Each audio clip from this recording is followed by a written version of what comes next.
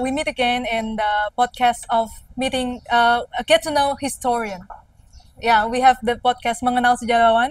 If you already look in our videos, in old videos, like we ask people who already wrote books in here, like the book we published, and we call them historians. So what do you think of the word historian? Like, can we call you historian? A little bit. A little bit. I'm a little bit a historian of science, but more maybe a philosopher of science. Yeah. Before we continue, I have to introduce you. This is Norbert Peeters. The title here, like if you search on Google Norbert Peeters, like you will see Botany Philosophies. Botany Philosophies. That is not a familiar term in here, right? Yes. Yeah, and I also have to Google what is a Botany Philosophist. Like, you know, like you study philosophy, but it's more on the botany. Yeah. The botanical. Yeah. Yeah. So it's new, something new, and now we just have the book here that we just published. It's called HERBA AJAIB RUMPHIUS, RUMPHIUS Miraculous Herb. Yeah. So this is actually aligned with our previous publication last year, the KOTAK KEAJAIBAN BENUA MARITIM, which is the Indonesian translation of the Ambon Kammer, yeah, the Ambonese Curiosity Cabinet. So if you don't know much about RUMPHIUS, RUMPHIUS is it was a Dutch soldier merchant. Yeah, he come here as a soldier, but actually he come here to study plants, right? Because yes. he's been like traveling before he comes to Ambon, but then there is a recruitment, and he take the chance because he's an adventurer. He's adventurous, yes. Yeah. He's an adventurer, and he come to Ambon as a soldier, but ended up searching about plants, writing about plants, and you know, just learning about them and living with them. So Norbert here interested with RUMPHIUS, and last year we published the Indonesian translation of Kammer, and we are in now trying to translate the other book of RUMPHIUS, which is Het Ambonische Guidebook, or the Ambonese Herbal. This is the English version of the book because we don't have the Dutch here. Yep. Yeah. Just one part of four. We have another parts there, yeah, but we cannot show in the camera because it's plenty. Yeah, it's 6 editions, consisting of 12 books and 1 auditorium. So it's a big work. It's Definitely. a big work, and we cannot finish it fast. And we have to, but we will try to continue. Like we try to publish 1 year, 1 year. Last year we published RUMPHIUS, and now we publish your book. And next year we try to publish one of this, this book. Yeah. So we are with Norbert now. He fly from Netherlands just to come here for our launching. And how's your flight here, and how's your first impression of Jakarta, of Indonesia? Well, it's a long flight, Yeah. but I really, I quite enjoyed it. It didn't take me too long. Of course, very tired, Yeah. so still a bit jet lagged. But my first impression, well, what I really like is that this is my first time in Indonesia, and I've written about plants from Indonesia, and I've seen Indonesian plants, but mainly in botanical gardens in the Netherlands, so in greenhouses, tropical greenhouses. But it's so nice to see now the plants, out in the streets, in the gardens, in the wild. So it's very special to see them, in their place of origin. Yeah. Yeah. Some of the plants that RUMPHIUS wrote in his book, you see in the botanical garden, but now you can see it everywhere. Yes. Yeah. So that's very special. That's very special. Okay, so I want to get back to the term Botany Philosophist. Yeah. So what is it actually about? Well, this is sort of something I came up by myself. So usually philosophy is about humans and about either philosophy of science, philosophy of politics, ethics, ethical philosophy. There's also some animal philosophy, a little bit, but plant philosophy is quite new. And botanical philosopher, so what I really like is the history of botanical science, but it's philosophy because I I'm mainly interested in the relationship between humans and plants, and how this relationship has changed during, over the course of centuries. So how Rumphius looks at plants is a little bit different from how we look at plants. Yeah. And this is what I think a philosopher is interested in. Like how does this change, and also what meaning do people give to plants? Cultural meaning, but also how to use certain plants, medicinal meaning. So botanical philosopher is really about this relationship between humans and plants. Yeah. But I searched about like your previous study. You studied archaeology, right? I studied archaeology and philosophy.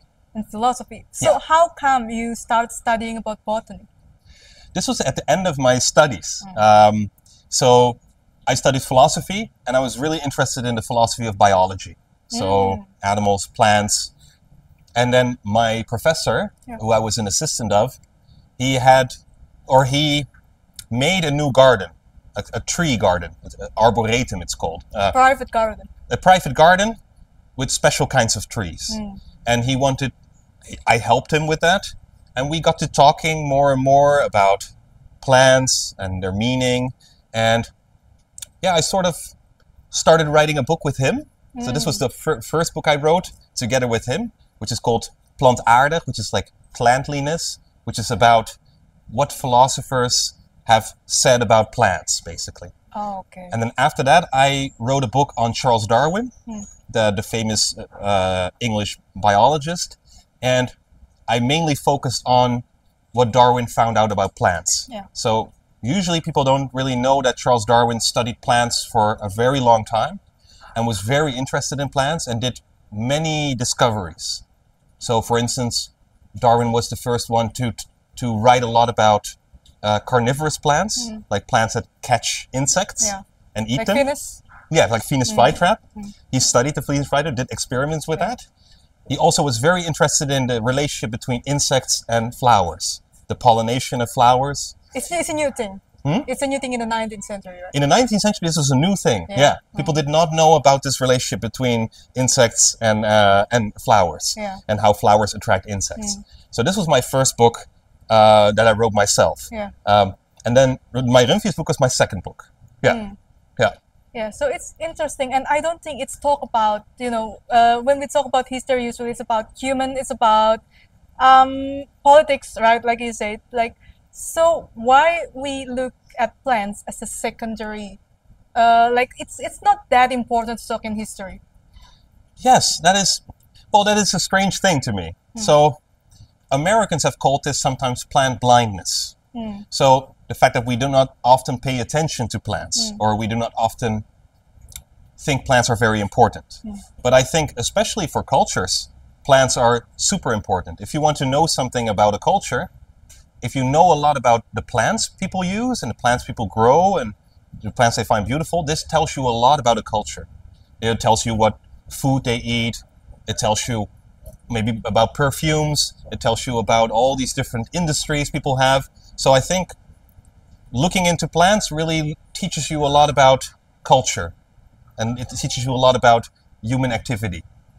I'm not sure about every, is it a whole world phenomenon, or is it in some cultures, plants are very important and they know a lot about plants, but they just don't write it? Do you think? Sometimes they don't write about it, but they're always important, right? Because we live off plants, we eat plants, the drinks we have are from plants, right? The coffee, the tea, so we use plants in all sorts of ways. But yes, we don't always write about them, or don't always appreciate the history of these plants and the stories of these plants. But Rumphius really appreciated plants. This is a very interesting personality to me, because we just really talk about it, and I'm looking forward to see more and read more about the history of, the one plant or one object that changed the world, because it's just interesting, because human is just revolving around that. Why is it so important? For example, nutmeg. What makes nutmeg so important? And it shed a lot of blood, and sugar, it changes the whole island, and You know, it's just interesting, like how human evolves around one plant and just one plant. You know, because we talk about, you know, like coffee, we have different kinds of, but some variation, sometimes it's more important than the other. Yeah, so it's just interesting. Also with banana, you know, like it used to have seeds and now we don't have seeds, and now we don't even remember that the bananas have seeds now. Yeah, but that's just you know, another thing. But also you have to think that the kitchen, the food the Dutch would have in the 16th century, 15th century, was didn't taste so good. In the 17th century? Yes. Oh. So they were very interested in spices because this really improved the dishes they had. Yeah. So usually people don't really know, but nutmeg still is in a lot of products, right? It's in a lot of cakes, so pies. It's just a kind of, it's just a matter of taste. It is definitely a matter of taste and smell. Yeah. So it really improved Dutch kitchen. To have these different spices. But also for the other European countries. But yeah, it is strange to think that they would go on sailing ships to sail for months just to go to Banda Islands to get nutmeg and then sail back. I mean, yeah. So it was really something they were really after. Yeah, maybe that's also like when we talk about plants, sometimes we always talk about, you know, the plants are green and greens are good, and we just don't know the darker history of that. Oh, like, definitely. Maybe the Dutch people in the Netherlands that get the nutmeg in the market, they don't know how it get to be there. No. Right. Usually not. Yeah. And also Rumphius. So you said correctly, like in the 17th century, he goes to Batavia, so to Jakarta, and then he goes to Ambon as a soldier in a war. So he is fighting in what is called the Great Ambonese War, which is about a monopoly on cloves. Is it the Hormel War? Yeah.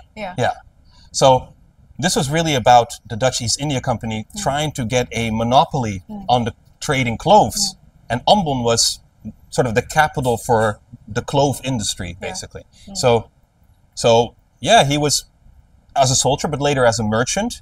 He was part of this clove trade. Yes. So we usually know a little bit about the nutmeg history, but we don't know usually about the clove history, which is a similar story. Similar story. But he really didn't like to be in the army. Yeah. So he liked it more to be a merchant. Yeah. But he was, I mean, like you said, he was mainly interested in trying to write about all the different animals, all the different plants, the geology, the geography of the Moluccas and Ambon. Okay. Because this was not around. Yeah. Yeah. Okay, back to the book. You choose 15 plants. Yeah. And the stories behind it to be in this book. Why, like, how is your consideration when you choose these 15 plants? Oh, that's a good question. Yeah. Well, so this is, like you said, this is one part. So there's 12 books. Yes. Which discuss about 1,800 species. 1,800, is it? 1,800 species. 1,800 species, yeah. I mean, around about that number, right? Yeah. So a lot of it, right? And I only had to pick like 15. So that was difficult. But I also wanted to show a little bit about like the entire book. So I wanted to at least discuss some palm trees. I wanted to discuss some plants that were very important to Moluccan culture, like sago palm. Yeah. So important, right? Similar to rice here, it's staple food. Yeah. I also wanted to write about curious plants he encountered, like nepenthes, meat-eating plants, but also famous plants like the banana. Yeah. So I tried to look a little bit at sometimes well-known plants, sometimes just very weird plants. Is there a personal plant that you just choose for this book? That's your personal favorite? My favorite is the touch me not plant, like the Biophytum sensitivum, which is like if you touch it, the leaves fold. Yeah. Because this was so confusing in the 17th century to have a plant that is sensitive to touch. Yes. It's not Putri Malu, right? Do you know Putri Malu? No. Yeah, so it's just different kind of plant, but very similar. So I used to play it when I was a kid. Like we touch it and then it just shine. Yeah. And this was so curious to him because usually plants do not do this. So this was really confusing him of, is this really a plant? Yeah. Is it an animal? What is it? It's zoophyton. Yeah. That's the word. Yeah. Yeah, zoophyte. Yeah. So it's like an animal plant. Yeah. So this is one of my favorites because it was so confusing at the time. But I also, what else do I really like? Well, I like to write about the waringen tree. That's my favorite. Yeah. Yeah. Yeah. I think because also there, it's also on the cover of the Dutch version. Yeah. Here, this is the Dutch version of the book. And you see a little bit the waringen tree, but you also see it's quite weird how he depicts it. Yeah. I think because he doesn't really understand this tree, because it doesn't look anything like waringen, no, right? Yeah. Right? Yeah. It's strange, right? Yeah. And I think it really confused him because in the Netherlands, you have like roots, trunk, leaves. Yes. And here it's like all blurred. Roots, trunk, more roots, Yeah. lots of leaves, Yeah. And more trunks. the truth become trunk. Yeah, yeah. So he was like, "Is this a tree? This is so strange to him." Yeah. So that's what I like. I like these sort of, and I think it's also just. I mean, this you have to imagine. Like in the 17th century, people did not know a lot about plants. Also in Europe, they did not know a lot about plants. So when he was writing this, you would also have to imagine he was writing this for people in the Netherlands who really never saw a palm tree, never saw a banana, never saw an orchid high in the tree. Yeah. So he also writes in the introduction like, "Please believe me when I write this, because this will sound very strange to your ears, but it is really true. This is the plants you encounter on Ambon." He's talking like he's describing mythical creatures. Almost. Yeah. Yeah, and sometimes there are like mythical stories almost that he introduces or that he, it's very strange. Yeah. I really like the story of Upas tree too. Yeah. And this is such a... Basilisks live there, and some people will die by just standing there. Yeah. Yeah. Well, when he was fighting in the war for cloves, Makassar, who had a very strong army, joined this battle against the Dutch East India Company. And Makassar soldiers had like really, for blow darts, like these really long, I don't know how you say, but for blowing like poison darts. Sumpitan, yeah. And these were coated in the Upas tree poison. And the Dutch were super afraid of these warriors and of this poison. Yes. So they write all types of fantastical stories about it, saying this Upas tree grows in a desert where nothing else can live because everything dies. And like you said, the basilisk lives near it.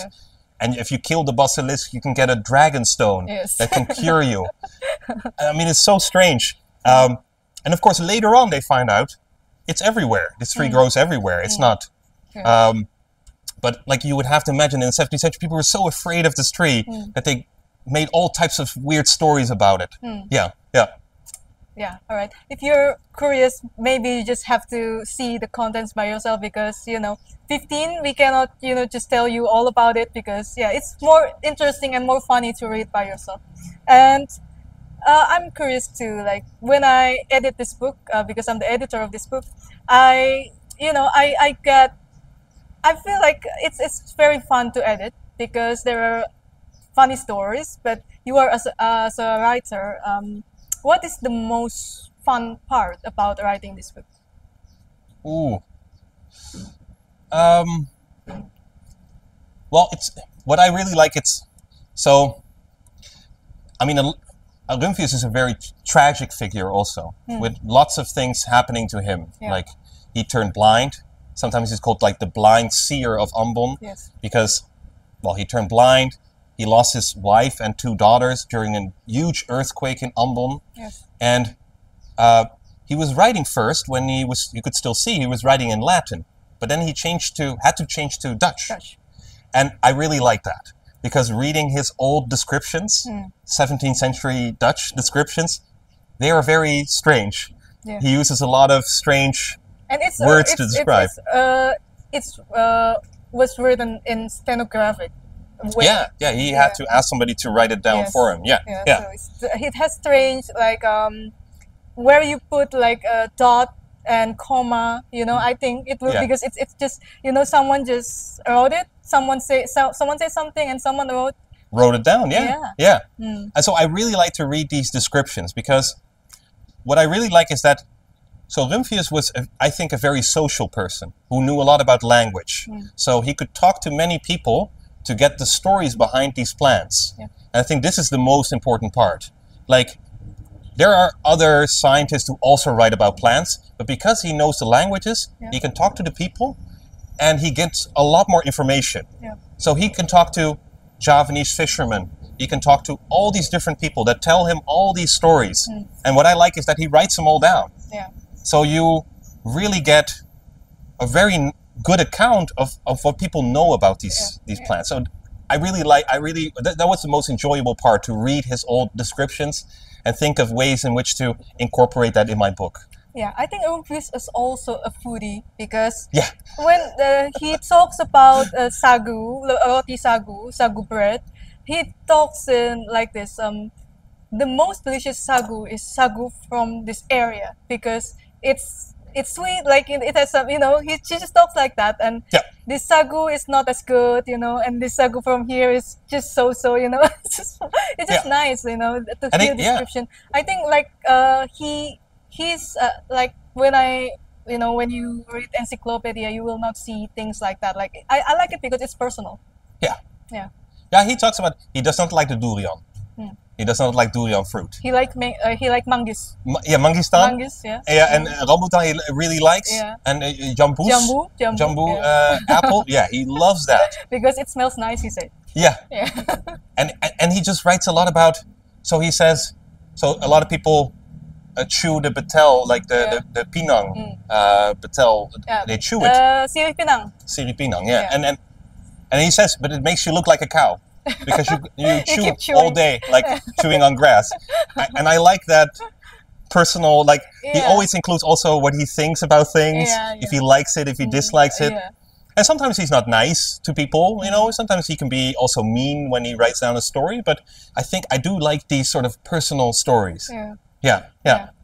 Yeah, I think that's also similar experience when you when you read novel from certain area or watch movie from certain year. You can just see like how people think at that time, and that's what I found interesting whenever I read RUMPHIUS description. It's not just about what if we want to know about plants or animals. Yeah. I want to know what he thinks of Yeah. of those of those creatures. And this is where you get to botanical philosophy, because that's so different from how we think. This is so curious. Like, how does this change happen?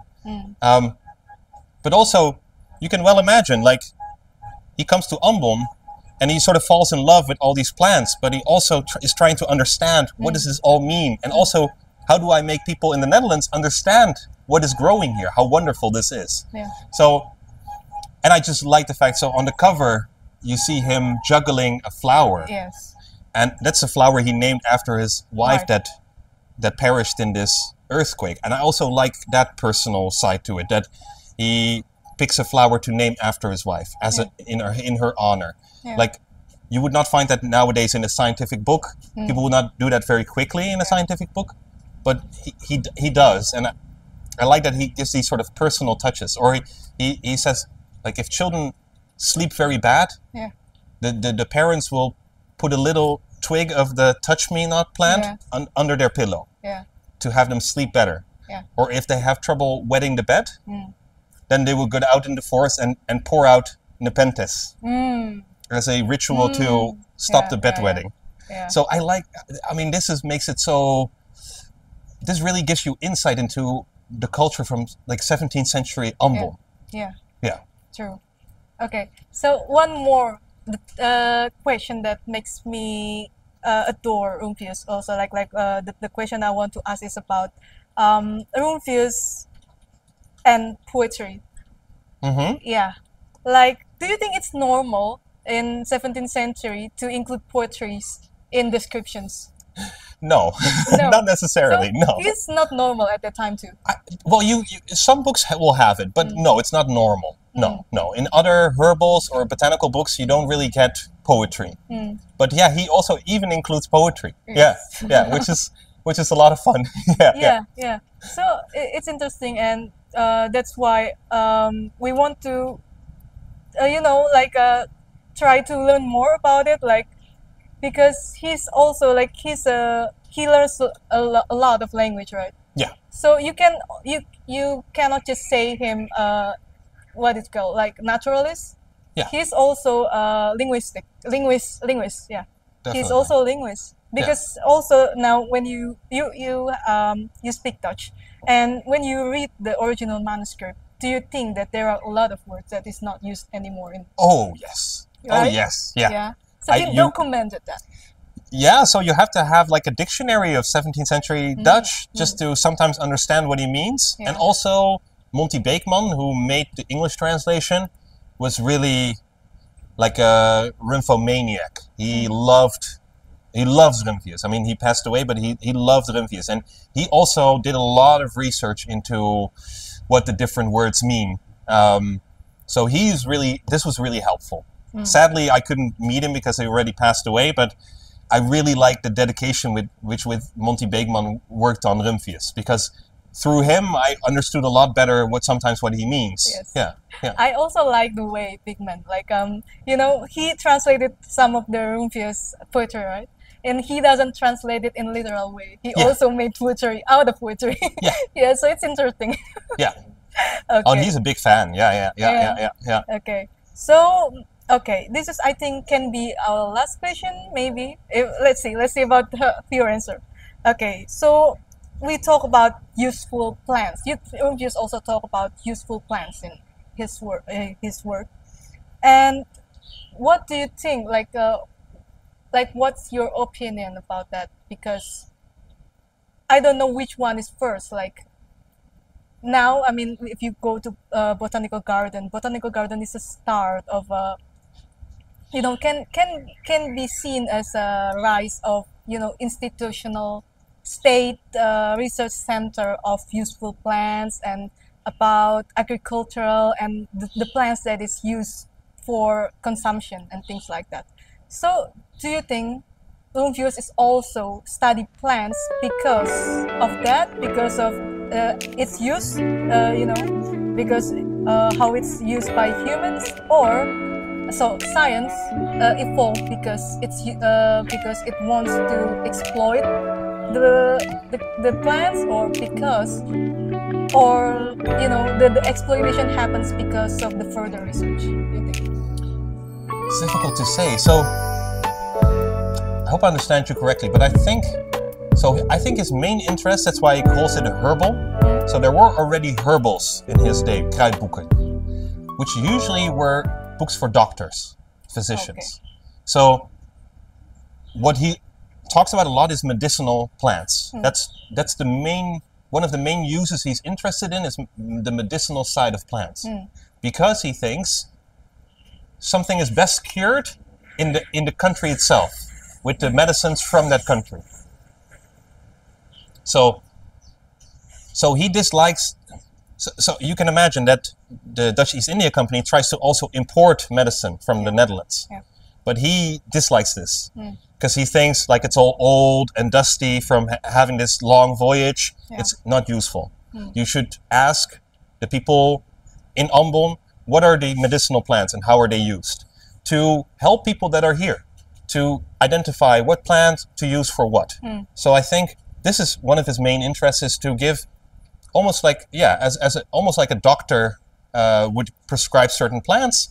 This is what he also tries to do in the herbal. But also talks about if you get stung by a certain fish, what to do. If you get attacked by something, what to do, right? If you have a certain disease, what do you have to do? And he talks a lot about, like you said, like how are plants used, how are they economically interesting. Yes. So I think it took some time to publish this book in the Netherlands. So when they sent the manuscript to the Netherlands, it took a long time to get it published, because the Dutch East India Company was also afraid that some of the secrets of the spices would be known to European competitors. So in that sense, it was also tricky to talk about the use of plants because it was also like an economy attached to it, right? There was commercial interests. Yeah. Yeah. Yeah. Yeah. All right. I hope that sort of answers your question. Not completely, maybe. So I think to summarize it, you think, is it like, since when do you think Rumphius is also study plants because he wants to, what do you call, like, do you think science supports the mass use of plants, or because some people already make mass use of plants, the science is supported? I think I see what you mean. I think, yes, sometimes it becomes more important because of these books. Yeah. So, but it's difficult to say. I think, especially after Rumphius, but also in his time as well, plants are imported. But after him, a lot more plants get imported. So I think the science definitely also helps with the economic exploitation of crops. But you're correct in saying that, of course, these plants are already used in an economic way. But yeah, sometimes science helps to make that even bigger, right? So the Dutch importing coffee shrubs into Indonesia, or vanilla orchids, or other plants. Of course, these were first described by scientists, and then later they were imported and distributed and grown in many places, and it became economically interesting. Yeah. Okay. Yeah. So, but from Rumphius' book, we can understand that humans and plants need each other. Yeah, and sometimes also, like Rumphius said, plants try to copy humans' household items. Yeah. So it's so we live side by side with each other, and always been before, and always will be in the future too. So I think that's what's important about these books, I think. I think the most important thing is that he wrote down all these stories from Ambon and the Moluccas and Indonesia. Yeah. But he wrote them down in Dutch. And I think it's important that it's also in Bahasa, in Indonesian language, because these are also the stories of people from Ambon. These are the stories of the Moluccas, of Indonesia. Yes. So I think it's important to this is an important part of the history. This is important. This is the botanical history, or the first botanical, or the first, how you say? This is a very important chapter in botanical history of Indonesia, I think. That's why it's so important. Yeah. All right. Yeah. So I think it summarizes a lot, our talk today. And if you are interested in the history of plants, or if you're interested in Rumphius itself, because we have the Rumphius community here, you can just, see our page, and you can get the book in our website, and you can also buy another Rumphius book, which is this, KOTAK KEAJAIBAN BENUA MARITIM. This is also an amazing book. Yes. It consists of 3 books inside this one. Yeah, so, okay, so